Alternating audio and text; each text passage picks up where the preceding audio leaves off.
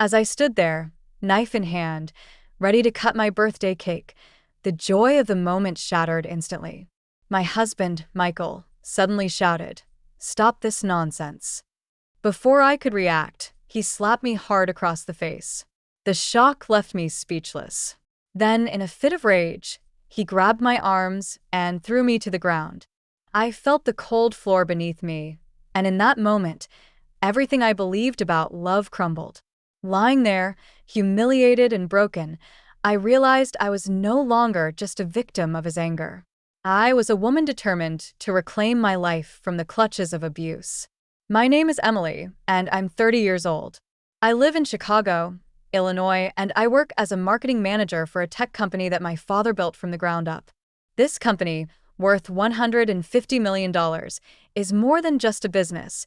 It's my father's legacy, one I've carried forward after his unexpected passing.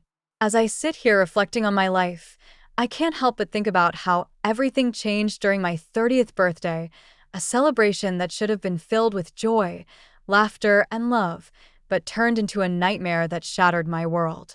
The excitement for my birthday had been building for weeks. I meticulously planned every detail, hoping to honor my father's memory while celebrating another year of life.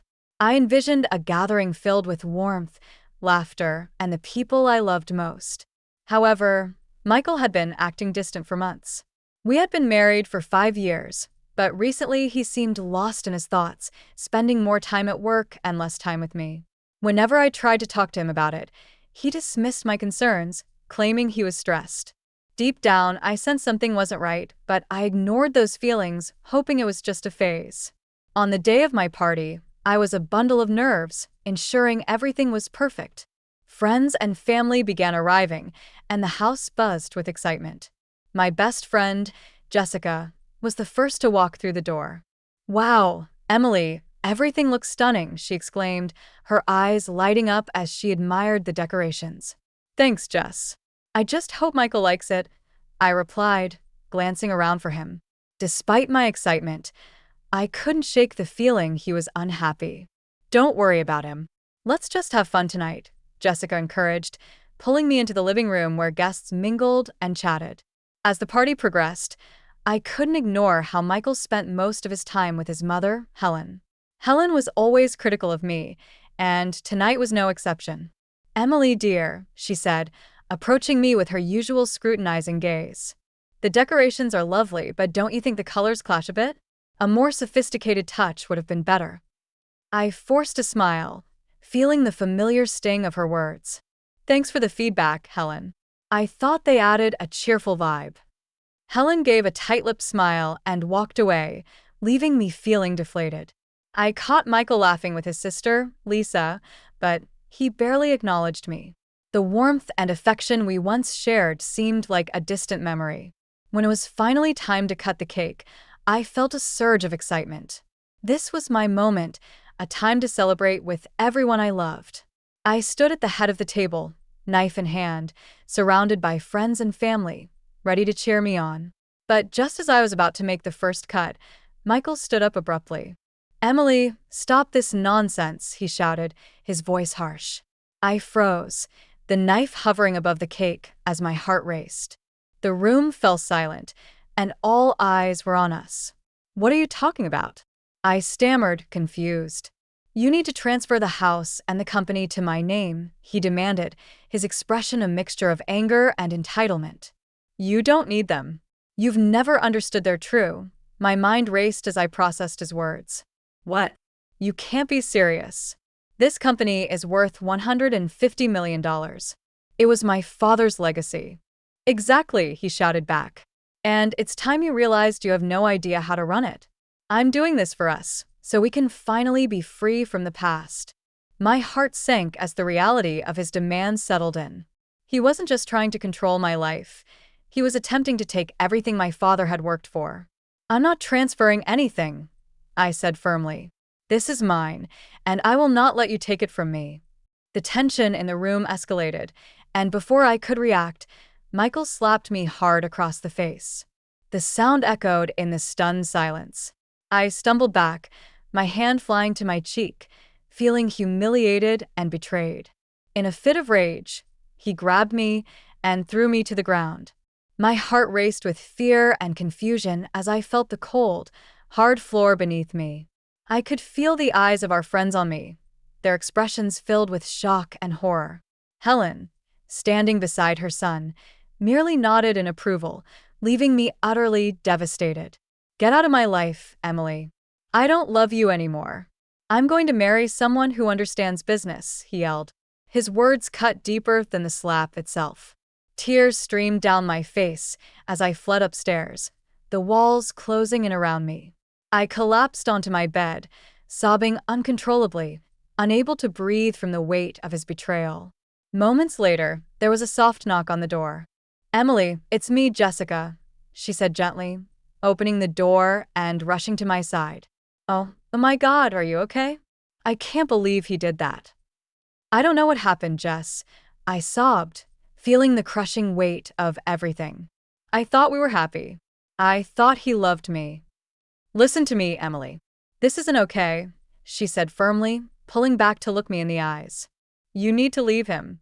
He's been controlling you for a long time now. This isn't just a one-time thing." As I processed her words, I began to realize I had been ignoring the signs for far too long. I thought of all the moments when Michael's jokes had cut too deep, when he dismissed my feelings, and how I always felt like I was walking on eggshells around him. "I can't just leave," I whispered, shaking my head. "He's my husband. I love him." "But does he love you?" Jessica asked softly. "You deserve so much better than this."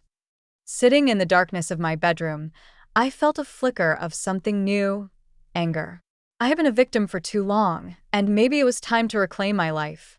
As I stared at my reflection in the mirror, I saw a woman who was tired of being treated like a doormat. "I'm going to figure this out," I whispered, determination rising within me. I had to start planning my next move, and I knew it wouldn't be easy. I wiped away my tears and began gathering my thoughts. A plan began to form in my mind. I wouldn't let Michael or Helen control my future any longer. I was ready to fight back, to expose the truth, and to reclaim my power.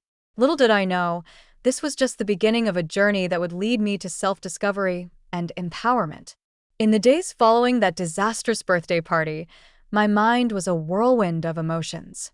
I was devastated, angry, and above all, determined. Michael's words echoed in my head. "I don't love you anymore. I'm going to marry someone who understands business." Those words felt like a dagger to my heart, but they also ignited a fire within me. I realized I had been living in denial, blinded by love, and it was time to face the harsh reality. "Are you okay, Emily?" Jessica asked when she came over a few days later. We sat in my living room, the remnants of the party still scattered around. I had tried to clean up, but the decorations felt like painful reminders of what had happened. "I don't know, Jess," I admitted, feeling the weight of my situation. "I keep replaying everything in my mind. I thought we had a good marriage."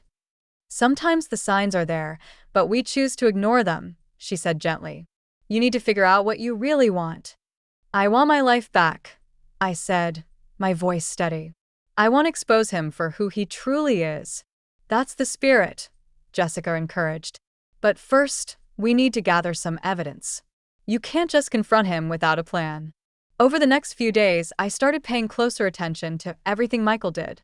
I noticed his strange behavior, late-night phone calls, and his habit of keeping his phone face down on the table. These small signs had been there all along, but I had ignored them, hoping for the best. One night, I decided to stay up late and wait for him to come home from work. My heart raced as I heard the familiar sound of his key turning in the lock. "Hey, Emily, you're still awake," he said, stepping into the living room. His expression was unreadable. "Yeah, just couldn't sleep," I replied, forcing a smile. "How was your day?" "It was fine," he said, avoiding my gaze as he took off his shoes. I watched him closely, trying to gauge his mood, but the tension in the air was palpable. "Michael, can we talk about what happened at the party?" I asked, my heart pounding in my chest. "Do we have to?" "I thought we were past that," he replied dismissively, heading toward the kitchen. "Past what?" I pressed. You slapped me in front of our friends. That's not something we can just forget, I said, my voice shaking. He turned to face me, irritation flashing in his eyes. You know how my mother can be. You should have listened to her. Listen to her? You were the one who humiliated me. I shot back, feeling a surge of defiance. I can't believe you would side with her after that. Maybe you should take a look at yourself first. He snapped, storming off into the kitchen. I felt my heart sink. This conversation wasn't going anywhere, and I was running out of patience. As the days turned into weeks, I continued my investigation, determined to uncover the truth. With Jessica's help, I discovered that Michael had been spending far more time with his assistant, Mia, than I had realized. They would meet for coffee or dinner, and the more I learned, the clearer the picture became. One evening, while scrolling through social media, I came across a picture of Michael and Mia laughing together at a restaurant. The caption read, "Date night with my favorite person, #blessed." My blood ran cold.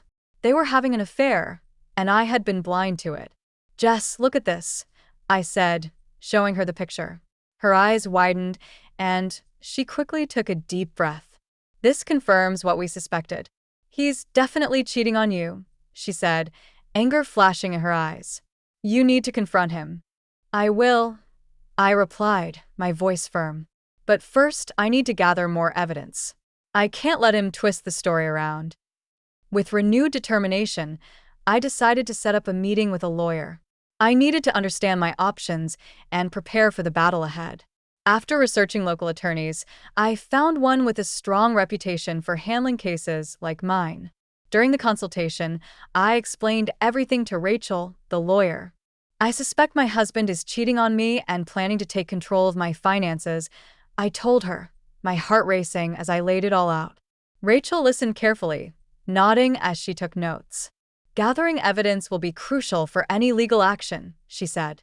Document everything you can, dates, conversations, any financial discrepancies. This way, you'll be prepared to protect yourself. Feeling empowered, I returned home and began organizing everything I had learned. I collected text messages, emails, and notes from conversations that had raised red flags. The puzzle pieces were coming together, and I could feel my strength building. One evening, as I sat at the kitchen table going through my notes, Michael walked in. He looked surprised to see me still awake. Working late, he asked, his voice dripping with sarcasm. Just going over some things, I replied, keeping my tone neutral. What things? He asked, stepping closer. Just some personal project, I said, deflecting his attention. He narrowed his eyes at me. You've been acting strange lately. Is there something you want to? His voice had a sharp edge, as if he suspected something. No, nothing at all, I replied, forcing a smile. Just enjoying some peace and quiet after the party. Michael didn't push the conversation further, but his eyes lingered on me as if he was trying to read my mind. I stayed calm, but inside, I felt my nerves fraying. The tension between us had reached a boiling point, and it was only a matter of time before everything came crashing down. In the following days, I meticulously gathered more evidence of Michael's betrayal and deceit. I delved into our business accounts, and with Rachel's guidance, I uncovered a shocking truth. Michael had been diverting funds from my company into a separate account for months. The realization left me feeling sick to my stomach, but it also fueled my determination. This wasn't just about infidelity anymore. It was financial abuse, and I wasn't going to let him get away with it. The turning point came when I received a call from Rachel. Emily, we've gathered enough evidence to proceed with filing for divorce and exposing Michael's embezzlement. Are you ready for this? Yes, I replied, my voice steady and unwavering. I'm ready. With a plan in place, I decided to confront Michael in a controlled setting. I invited him to meet me at the house, telling him that we needed to talk things through. It would be the perfect moment to reveal everything I had discovered and put an end to his manipulative game.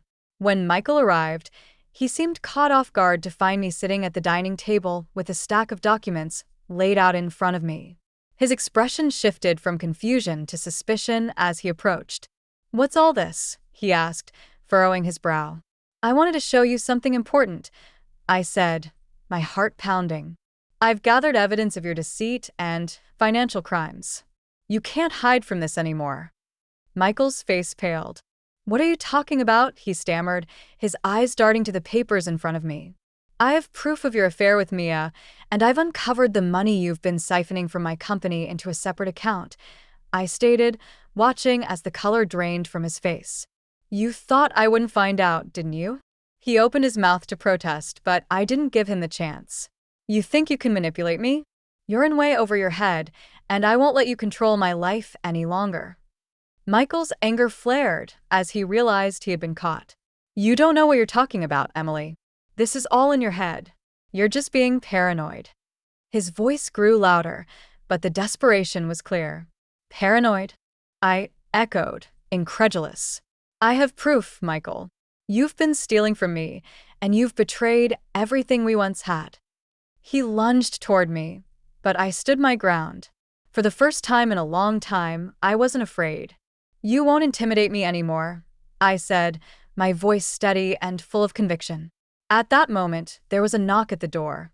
It was Rachel, accompanied by a couple of police officers.